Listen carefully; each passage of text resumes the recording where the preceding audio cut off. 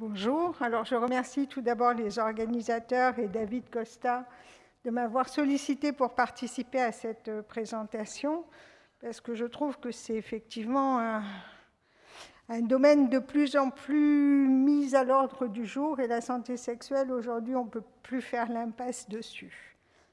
Alors, comment parler de sexualité avec les femmes? Alors, pourquoi? Il m'est apparu au moins 4 raisons évidentes. Donc, la définition de l'OMS, qui effectivement définit clairement la santé sexuelle, mais aussi celle de notre ministère des Solidarités et de la Santé, la fréquence des dysfonctions sexuelles, l'impact de ces dysfonctions sexuelles sur la qualité de vie personnelle, mais aussi du couple, et enfin parce qu'il existe des aides et des améliorations possibles à la portée de tous les médecins. Donc, je ne reviendrai pas sur la définition, simplement souligner que la santé sexuelle exige une approche positive et respectueuse de la sexualité, que sur le site du ministère de la Santé, on trouve, je vous l'ai entouré ici en rouge, je ne sais pas si vous le voyez, la notion que la santé sexuelle implique non seulement les questions de respect de soi et de l'autre, mais de plaisir et pas uniquement de procréation. La sexualité, c'est important pour les hommes. Dans cette étude, la grosse enquête publiée par Boson et Bajos en 2008, donc qui s'est intéressée à la population française, on voit qu'effectivement, la sexualité, c'est quelque chose d'important pour près de 95% des hommes, toutes tranches d'âge confondues.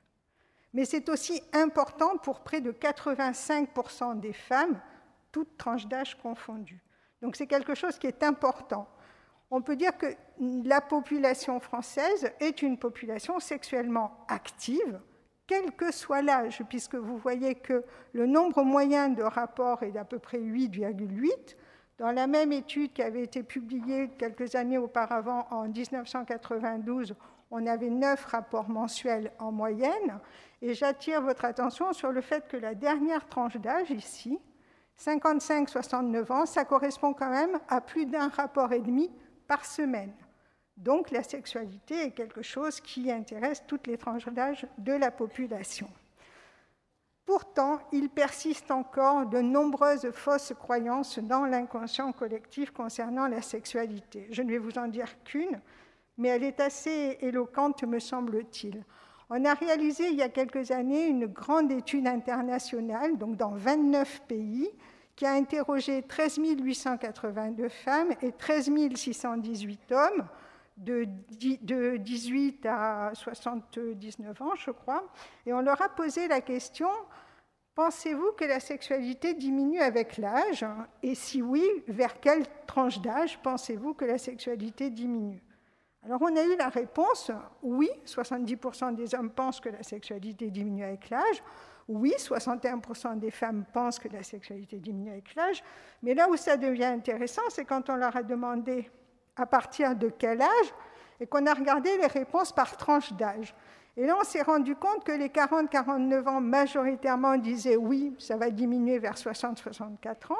Les 50-59 ans, oui, mais plutôt vers 70 ans. Et les 60-69 ans, oui, mais bien après 75 ans. Donc, il y a cette idée préconçue que ça diminue, mais chacun de nous n'est pas forcément concerné par cette diminution au moment où ça se produit. La sexualité ne se limite pas à la pénétration. L'importance des jeux sexuels, des caresses érotiques, persiste dans la population, y compris après 70 ans, voire 80 ans. Or, les dysfonctions sexuelles, c'est vrai, c'est quelque chose qui est fréquent et qui augmente avec l'âge. Dans cette diapositive, vous voyez l'envers de la médaille, c'est-à-dire ce sont les hommes et les femmes qui déclarent n'avoir aucune difficulté sexuelle. Ça veut dire quoi? Ça veut dire que si on regarde les femmes qui sont le sujet qui me concerne, eh bien, même les 18-24 ans, il y en a 1 sur 2 qui a une difficulté sexuelle. Alors, c'est peut-être pas tout le temps, c'est peut-être pas sévère, et on arrive à la tranche de 60-69 ans avec 2 femmes sur 3 qui éprouvent des difficultés sexuelles. Donc les difficultés sexuelles, c'est quelque chose de fréquent chez la femme. Dans ces difficultés sexuelles, toutes les phases de la réponse sexuelle peuvent être concernés, qu'il s'agisse du désir, de l'excitation ou de l'orgasme. Alors, je pense que vous savez que l'ouvrage qui fait référence pour la définition des dysfonctions sexuelles, c'est le DSM-5. Et donc, dans le DSM-5, pour les dysfonctions sexuelles féminines, on va trouver les troubles de l'orgasme, les troubles de l'intérêt et de l'excitation sexuelle, et enfin les douleurs génitopelviennes ou les troubles de la pénétration. Donc, voici les catégories de difficultés sexuelles dans lesquelles on regroupe les difficultés sexuelles féminines.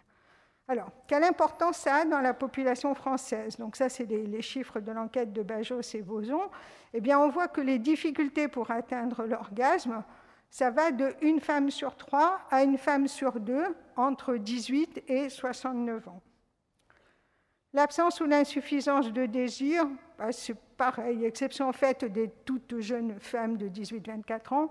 Pour les autres, c'est 1 femme sur 3 entre 25 et 49 ans, et puis 1 femme sur 2 après 50 ans. Les rapports douloureux, par contre, eux, concernent plutôt la femme jeune, puisque l'incidence la plus élevée se situe entre 18 et 34 ans, que ça a tendance à s'améliorer nettement durant la vie sexuelle active, et qu'après la ménopause, environ 5-10 ans après la ménopause, on peut retrouver effectivement une petite recrudescence des rapports douloureux, mais c'est surtout la femme jeune. Donc, dans la population générale, les dysfonctions sexuelles touchent les femmes, toutes tranches d'âge confondues, peut-être avec 2 pics de fréquence, un chez la femme jeune, l'autre chez la femme après 59 ans. Mais il faut savoir aussi qu'à ça viennent s'ajouter tout ce qui va être les pathologies chroniques ou les traitements des pathologies chroniques qui sont pourvoyeuses de difficultés sexuelles. Et il faut savoir qu'enfin, depuis 2016, la prise en charge des difficultés sexuelles dans le cadre des cancers est intégrée dans les soins de support. Donc ça a été quand même une avancée importante. Alors, concernant les cancers, quelques mots. Il faut savoir que tous les cancers, qu'ils soient génito-urinaires ou non, peuvent avoir des conséquences sur la sexualité, soit directes par lésions d'organes, envahissement tumoral, soit indirectes à cause des traitements utilisés en cancérologie. Mais ce qui est important de savoir, c'est que ces difficultés sexuelles, elles peuvent apparaître soit dès le début de la maladie, soit pendant le traitement, soit voire même des années après le traitement. Et on sait qu'aujourd'hui, et encore, on a certainement peut-être fait des progrès encore, mais en 2010, les dernières études montraient qu'aujourd'hui, on arrive à guérir 1 cancer sur 2. Donc, ça veut dire que tôt ou tard, va se poser la question de la sexualité pour ces patients, y compris pour ces patients guéris. Il faut savoir que globalement, 65% des hommes et des femmes déclarent des conséquences négatives sur leur vie sexuelle, malgré que 43% d'entre eux sont déclarés guéris de leur cancer. Quand les cancers concernent la cavité pelvienne, c'est 89% pour les hommes, 75% pour les femmes. Et quand le cancer est en dehors de la cavité pelvienne, c'est 44% de l'échantillon de la population active. Donc l'impact est très loin d'être négligeable. Dans l'enquête 2 ans après réalisée par l'AFSOS en 2010, 2/3 des patients atteints de cancer souffraient d'une réelle atteinte de leur sexualité. Tous souhaitaient une information et considéraient important de pouvoir en parler.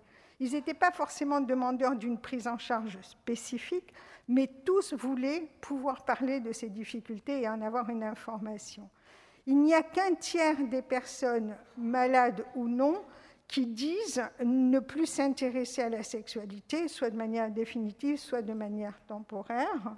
Et il faut savoir que les sujets âgés ou malades restent majoritairement intéressés par la poursuite d'une activité sexuelle et d'une vie intime. Que la sexualité ne se réduit pas à la génitalité, et qu'une sexualité satisfaisante, y compris non coïtale, aide les personnes malades à se sentir plus proches des autres, aimées et soutenues. Donc, en synthèse, pourquoi parler de sexualité ? Parce que s'intéresser à la sexualité de nos patientes, c'est s'intéresser à leur santé globale, bien sûr, mais c'est surtout aussi améliorer la qualité de la survie que ce soit dans le cadre d'une pathologie chronique ou dans le cadre d'un cancer.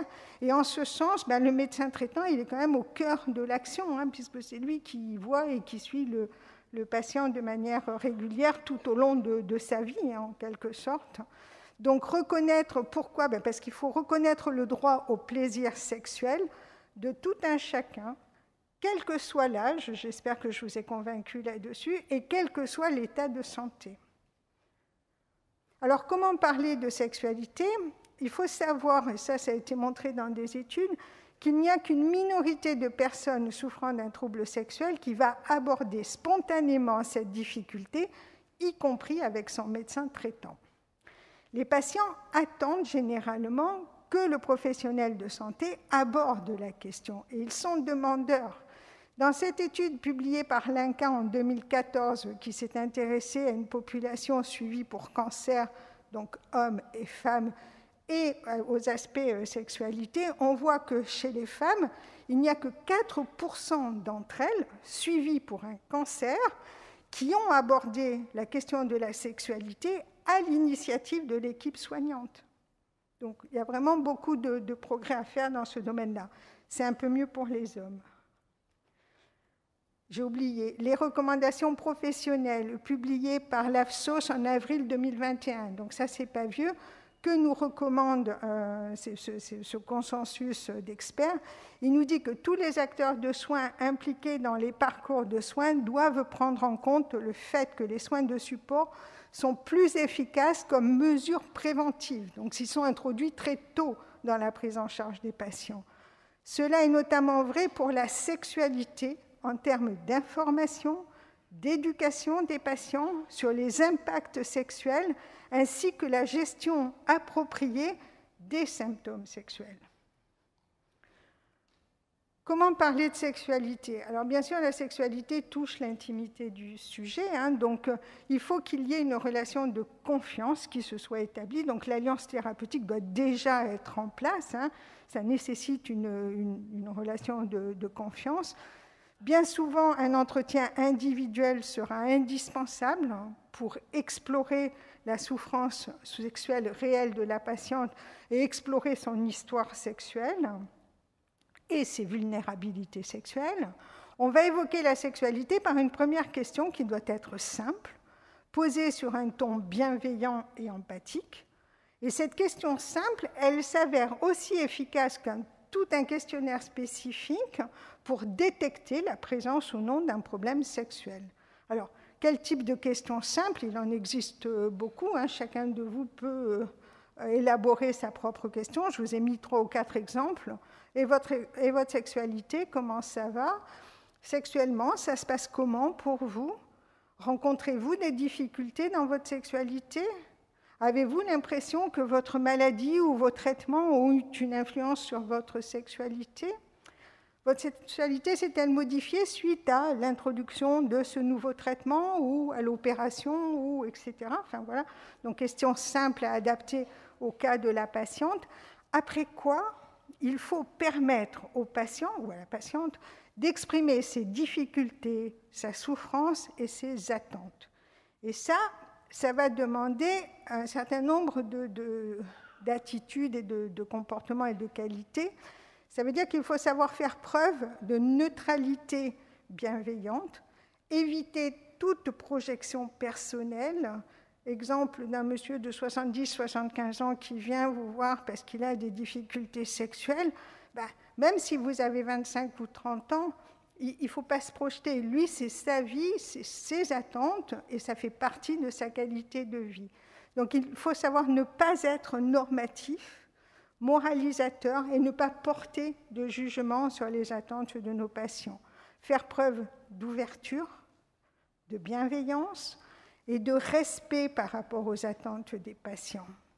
Alors, attention à la communication non verbale, l'expression du visage, la fréquence de sourire, le contact visuel, le hochement de tête, l'inclinaison du buste vers l'avant, la posture corporelle ouverte, une tonalité vocale chaleureuse seront autant d'éléments qui vont permettre aux patients de se sentir à l'aise et de pouvoir parler. Alors moi, je vous propose un algorithme assez simple, hein.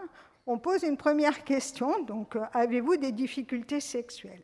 Là, le patient ou la patiente ne répond pas de suite, on va laisser quelques secondes le silence s'installer. Si la patiente ne répond pas, on va justifier notre question. Je vous pose cette question parce que la santé sexuelle fait partie de la santé globale, parce qu'on sait que dans le cas de votre maladie, il peut y avoir des conséquences sexuelles. On justifie. Ça vous permet aussi de vous sentir légitime dans la question que vous avez posée. On respecte le silence. À partir de là, si le patient ou la patiente répond non ou pas de réponse, on va passer aux autres questions tout en lui disant qu'on aura certainement l'occasion de revenir à cette question-là lors d'une prochaine consultation ou que le patient pourra y revenir lorsque lui le souhaitera ou qu'il voudra en parler. Si la réponse est non, on passe à la suite de l'interrogatoire, on a posé la question, tout va bien. Si la réponse est oui, il faut compléter cette question par deux autres questions simples. C'est « Êtes-vous gêné ? Et voulez-vous que nous en parlions ?» Parce que si la réponse est non, je ne suis pas gênée ou non, ça va, on ne va pas insister. On va lui dire, écoutez, on en reparlera une autre fois si vous en avez envie ou si vous en éprouvez le besoin. On laisse la porte ouverte.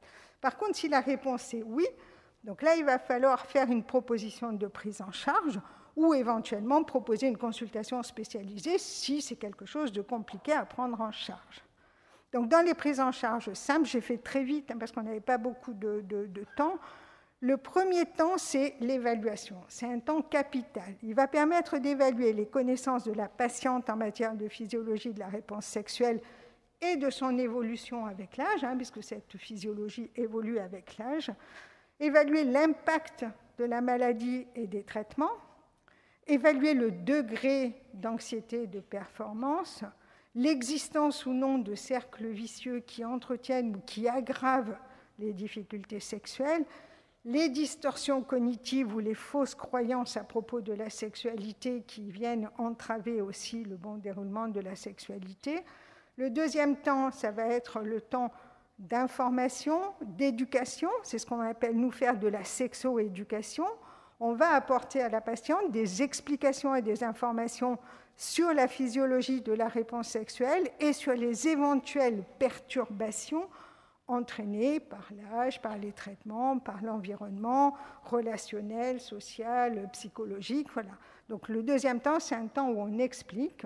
Et enfin, dans un troisième temps, on peut utiliser des traitements simples, des traitements adjuvants, mais qui peuvent beaucoup aider les patientes. Et j'allais dire, une fois que vous avez établi un dialogue, que vous avez permis à la patiente de parler, que vous avez écouté, que vous avez discuté avec elle, que vous l'avez aidée à comprendre, vous avez déjà fait le 3/4 de la démarche thérapeutique. D'accord ? Donc après, les traitements adjuvants, c'est les ovules d'acide hyaluronique, la restauration de la flore vaginale, la rééducation périnéale, l'utilisation de dilatateurs vaginaux, l'utilisation de gel lubrifiant qui doit vraiment être quelque chose de systématique quand il y a des douleurs à la pénétration et quand il y a une poursuite de la pénétration, la littérature érotique, le développement des fantasmes, la relaxation, le yoga, la méditation. Et pour le couple, deux éléments qui sont importants, c'est la gestion du temps et des priorités, parce que bien souvent, le temps réservé à l'intimité, il passe à la trappe, donc il n'y a plus de temps d'intimité, il n'y a plus de temps de qualité pour le couple. Et le deuxième aspect qui va nécessiter, cette fois-ci, une prise en charge du couple, c'est de faire évoluer les habitudes sexuelles et les comportements sexuels pour s'adapter à la nouvelle physiologie de cette situation clinique. Voilà. Je vous remercie. C'est très difficile de résumer en 20 minutes ce qui prend 3 ans à être enseigné dans le DU de sexologie. Mon objectif, c'est simplement de vous sensibiliser et de vous donner l'envie d'aller plus loin, d'en savoir plus et d'en faire plus. Voilà, merci beaucoup.